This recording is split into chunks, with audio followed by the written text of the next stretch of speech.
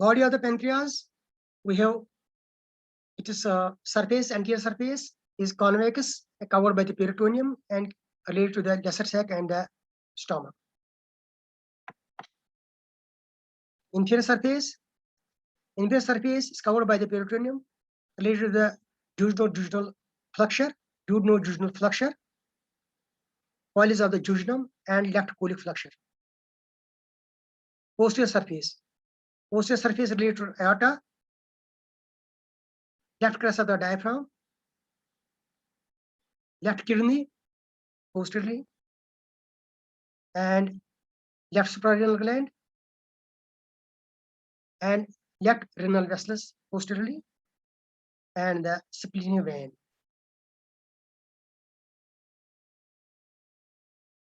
Tail of the pancreas.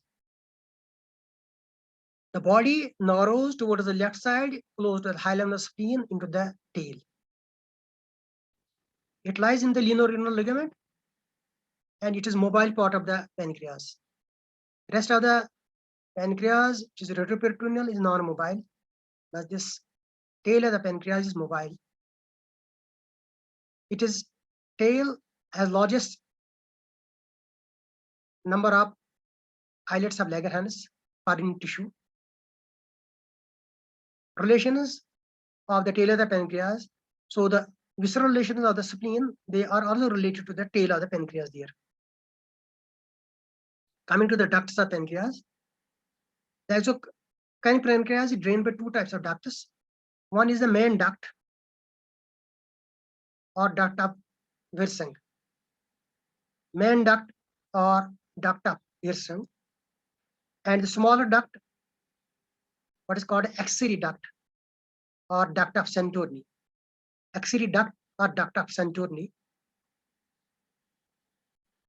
The main pancreatic duct or duct of Wirsung, it starts from the tail of the pancreas, goes to the body on the posterior aspect, then neck, and then bends downwards, and goes down in the head, and is joined by the bile duct, and opens in the second part of the duodenum at hepatopancreatic ampulla of Vater.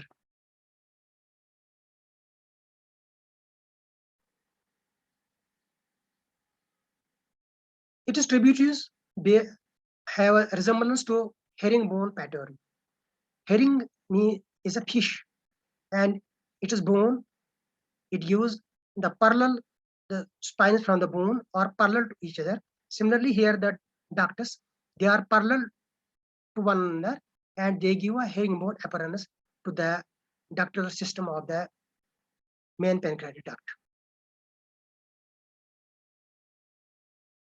The axillary pancreatic duct, it begins in the lower part of the head of the pancreas, goes up, crosses the main pancreatic duct and the bile duct, and opens into the second part of the duodenum at the minor duodenal papilla. The minor duodenal papilla lies 6 to 8 centimeters from the pylorus, while as the hepatopancreatic ampulla of Vater or great duodenal papilla, it lies 8 to 10 centimeters from the pylorus.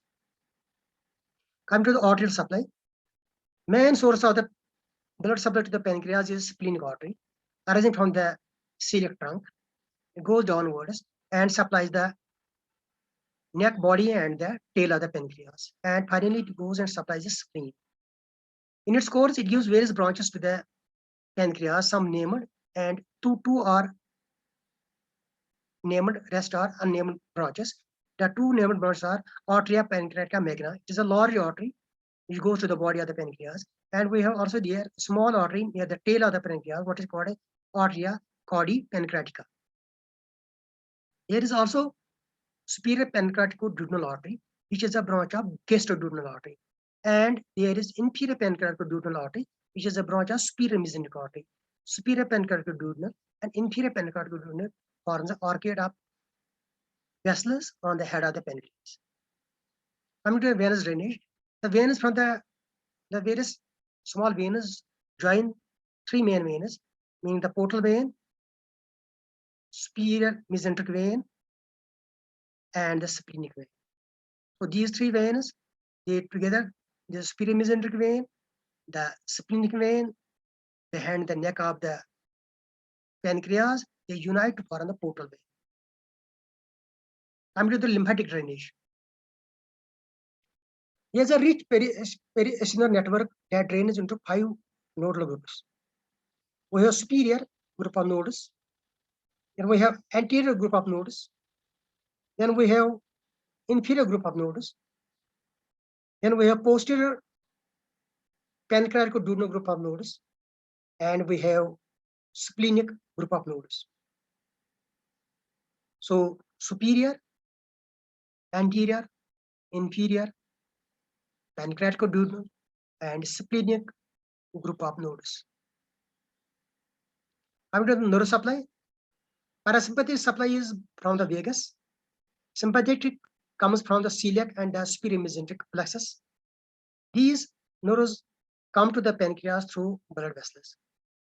The sympathetic supply is vasomotor, whereas the parasympathetic supply controls the pancreatic secretions. Coming to the functions of the pancreas. As you know, the pancreas is both exocrine gland and endocrine gland. So the maximum mass of the pancreas is exocrine, but it is endocrine function is equally important. Exocrine, this consists of a large number of lobules made up of small acini, the wall of which consists of secretory cells. Each lobule is drained by a tiny duct, which ultimately join to form the pancreatic duct. The pancreatic juice, it contains enzymes which help in digestion of carbohydrate, proteins, fats. Function of the pancreas, endocrine function. So, underreported function of the pancreas is endocrine function. The endocrine function consists of groups of specialized cells called pancreatic islets or islets of Langerhans. Islets of Langerhans, they are usually located in the tail of the pancreas, but are also present in the rest of the pancreas also.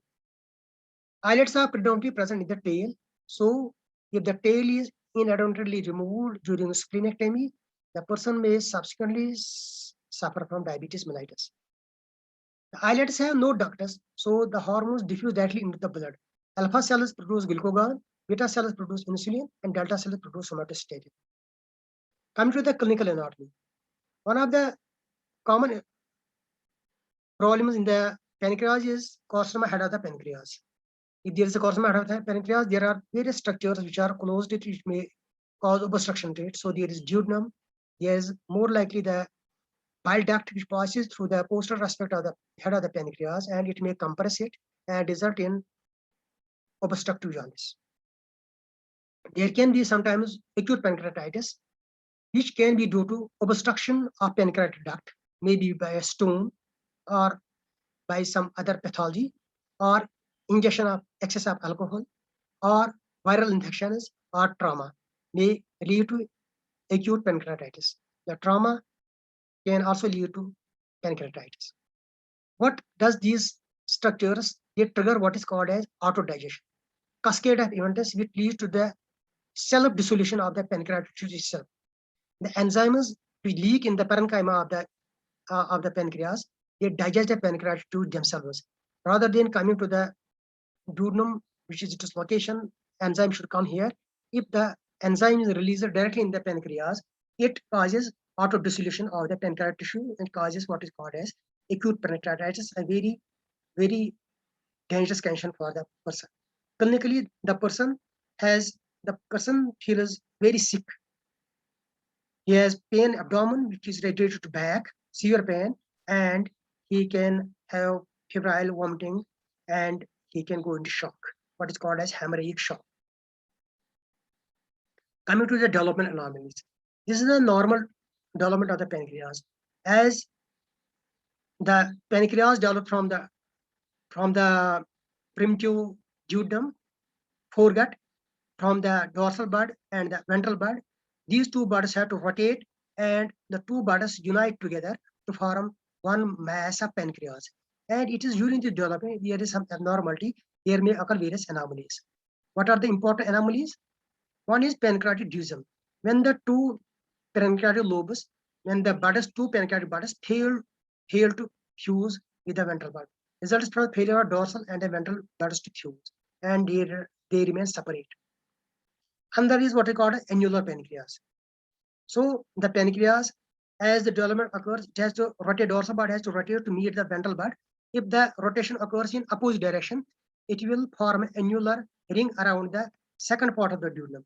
It will form an annular ring of tissue surrounding the duodenum, which can be incomplete as it is here in the diagram, but sometimes it can also be complete and compress the duodenum. Another is ansa pancreatica. There is an abnormal communication between the main pancreatic duct and the axillary pancreatic duct, and it may predispose the person to acute pancreatitis. There can be what is called an ectopic pancreas, described as a pancreatic tissue that lacks anatomic or vascular continuity with the normal pancreas.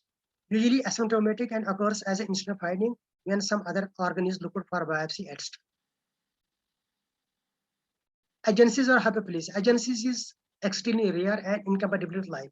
Hypoplasia is possible if there is absence of ventral or dorsal pancreatic buds. There can be axillary pancreatic lobe. A separate lobe of pancreas may be present, and that can have also a separate duct that may cause problem while diagnosing or while treating. Thank you.